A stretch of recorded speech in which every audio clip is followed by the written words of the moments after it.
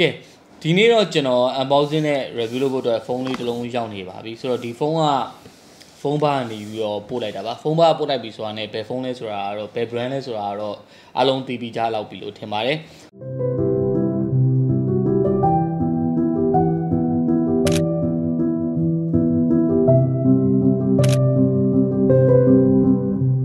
Oppo F31 Pro start the Safi B. By Sony Xperia 5.3 bar. So, Honey at the Xiaomi meter is the unboxed loader, one about the Oculus Sunny. So, iPhone is Sunny at him original. Compared only the boy jai at the phone page from Tommy like one phone page from phone a cool Tommy like that. Xperia 5.3 late Chini Blue Chile, Zile Chani, like one of Paloras or Matagima, 5.4 left for Domus. And a good default, regular no, they was Salem Sandy, we were 3 be much and 3 years. By don't you know, skip to Holly or motive, no? Okay, Dine and Bowsin Lobe Marka.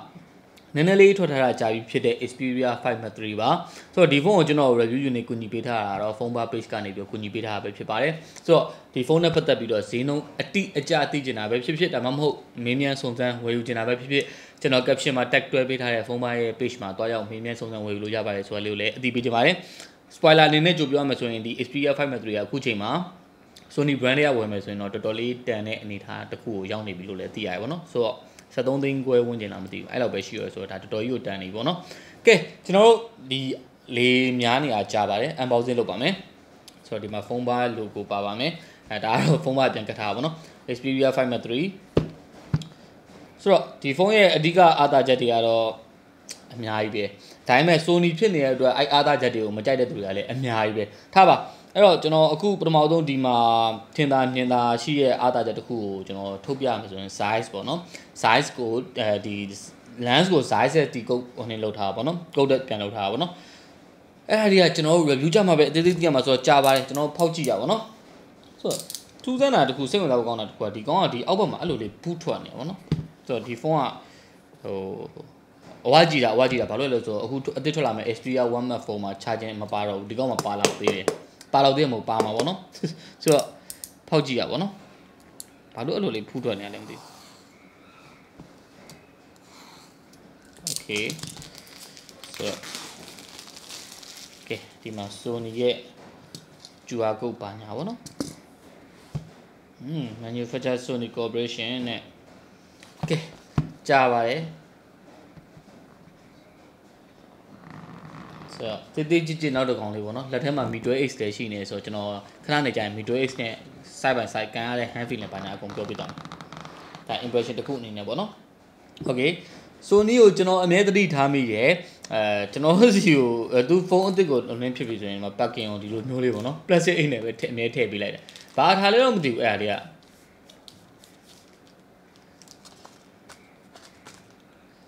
Okay, so. Tima Boma on the cook out Habae to the Bluebium Huali Bono Palucole jelly stick alum hold the bones and a stick a little out Hare Tima the note that I'm manure banya babame ale Tiro Tatea charging data palabame so the Sony 3-pin charging data the Gonga 30 watt ကို support လုပ်ပေးထားပါတယ်ဆိုတော့ဒီဖုန်းက30 watt သူ့ရဲ့ကျင်ညာထားချက်အရာဆိုရင်တော့မိနစ်50နဲ့ 30% အပြည့်သွင်းလို့ရမယ်ပေါ့နော်အဲ့လိုပြောလိုက်တိုင်းလဲတနာရီနဲ့ 100% သွင်းလို့ရမယ်လို့မမှတ်နဲ့နော်အဲ့ဒါအရေးကြီးရဘာလို့လဲဆိုတော့တချို့ရမှတ်ကြတယ်မိနစ်30နဲ့ 50% ပြည့်ရဆိုရင်တနာရီဆိုရင်ဟို 100% ပြည့်မယ်ဆိုပြီးမှတ်ထားကြတယ်တကယ်တမ်းအဲ့ဒါမဟုတ်ဘူးမှားတယ်အဲ့လိုပြောလို့မရဘူးဘာလို့လဲဆိုတော့ဖုန်းတွေကthe percentage အလိုက်မှာအာသွင်းဝါရဲ့ watt ပမာဏ short သွားတာရှိတယ်တိတာတာပြောရမယ်ဆိုပြကျွန်တော် 80% ဝန်းကျင်လောက်ဆိုရင်သူကအာသွင်းဝါပိုကြာသွားတတယ်အဲ့အတွက်ကျွန်တော်ကဒီဖုန်းကိုအနည်းဆုံးတော့တနိုင်15တနိုင်ခွဲဝန်းကျင်လောက်တော့ကြာမှာပဲဆိုတာလောက်ထိကိုတွက်ထားစေချင်တယ်ပေါ့နော်ဆိုအဲ့ဒါကတော်တော်များများအမှတ်မှားတဲ့ကိစ္စတစ်ခုမလို့ကျွန်တော်ထည့်ပြောပြလိုက်တာပါအရေးလေးကြီးပါတယ်တချို့တွေကအဲ့လိုပြောလိုက်တဲ့အတွက်တကယ်ဝဲသူတွေကလည်းတွားပြီးတော့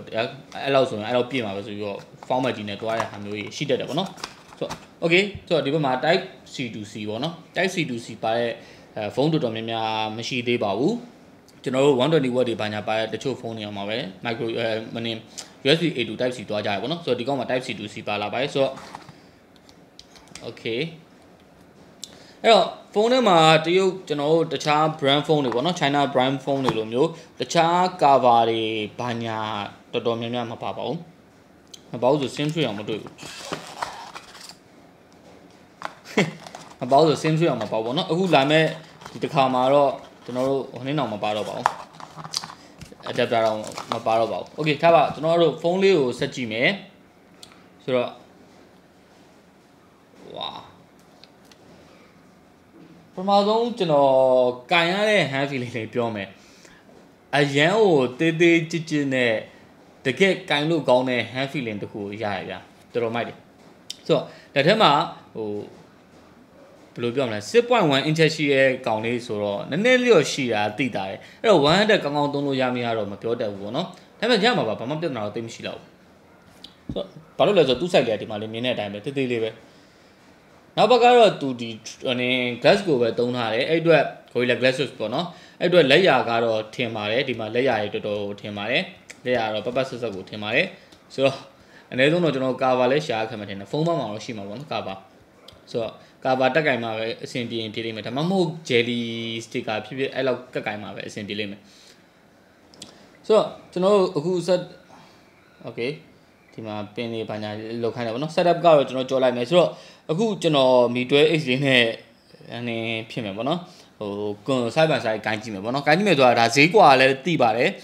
brand မတူကလည်းသိပါတယ်ဟိုဒီဖုန်းနှလုံးမှာဘယ်ကောင်လေးကပို့ပြီးတော့ compact ဖြစ်လဲဆိုတော့ experience ဆိုလို့ကျွန်တော်ရှင်းရှင်းပြောရင် 5 Max 3ကကျွန်တော်လုံးဝအောင်မကန်ရသေးတဲ့ဖုန်းပေါ့နော်အဲ့အတွက်ဘယ်သူပိုကြီးလဲဘယ်သူပိုသေးလဲဆိုတော့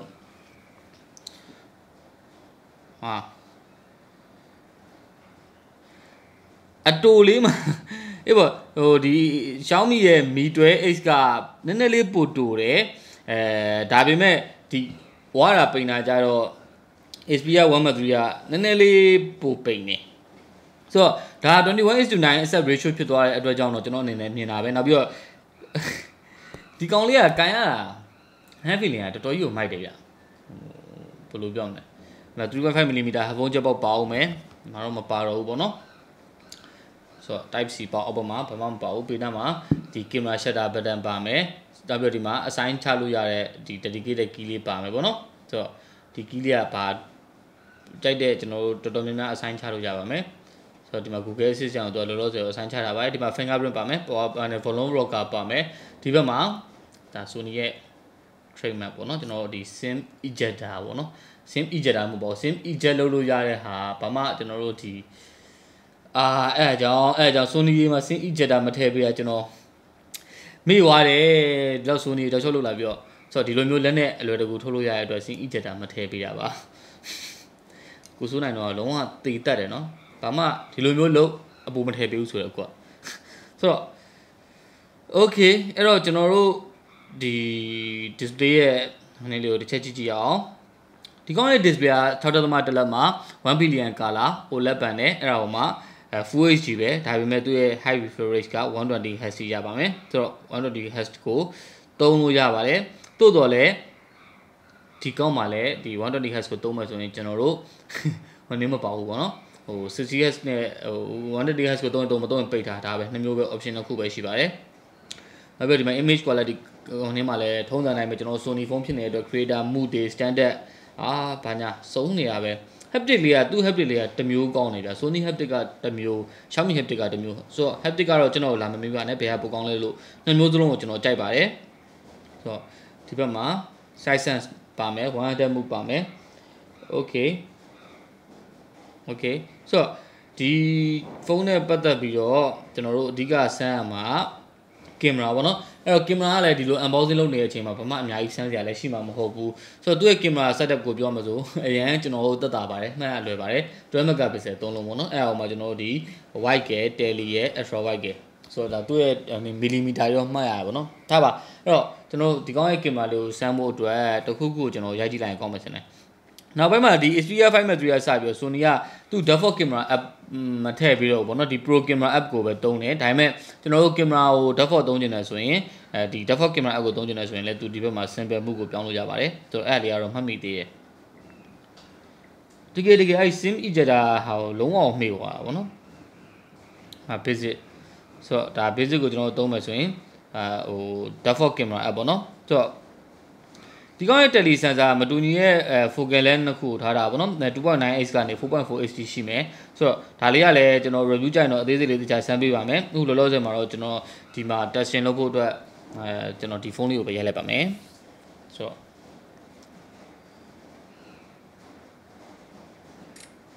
ဒီကတော့ lighting ထဲမှာဆိုတော့လည်းဘာမှအများကြီးကျွန်တော်သိတောင်းမှာမဟုတ်ဘူးเนาะ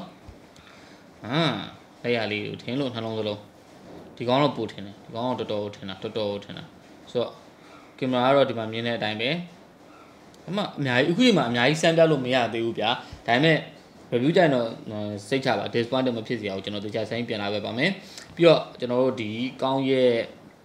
audio လေးကိုတစ်ချက်ဆမ်းမယ်ပေါ့နော် audio battery ကကျွန်တော်စောက်ခွန်းတော့ 50% အခု 49% ရောက်တော့ပါပြီတော့second time အများကြီးမရှိသေးပါဘူး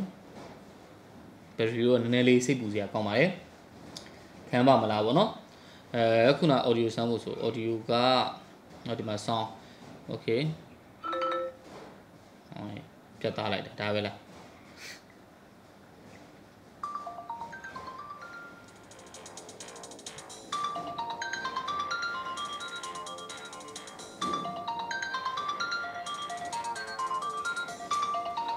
အရင်လောင်းနေဆိုရင်အားမရသလိုပဲ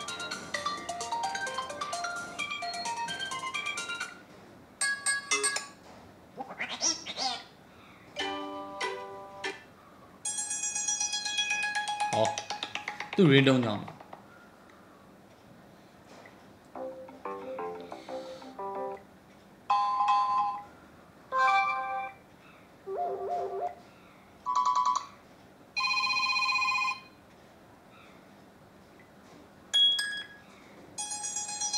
သူရင်းတုံးကြောင်းလားမသိဘူးဟုတ်တယ်သူရင်းတုံးကြောင်းဖြစ်ပါလိမ့်မယ်ကျွန်တော်ပြီးမှပဲ review ရေးကြမှာပဲတရားဆန်းလိုက်မယ်ဒီမီတွဲ H လေ audio ကနည်းနည်းလေးပိုကျင်းမှမသိဘူး Harman cartoon ရတော့ဒီနေရာမှာနည်းနည်းပိုကောင်းမလားမသိဘူးเนาะဆိုတော့ ringtone ringtone ဒီမှာ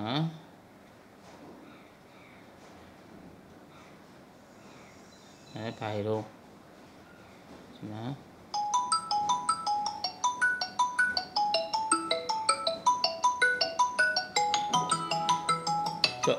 မီတွဲ H ဒီနေရာမှာတော့နည်းနည်းလေးပိုကောင်းတယ်ဒါပေမဲ့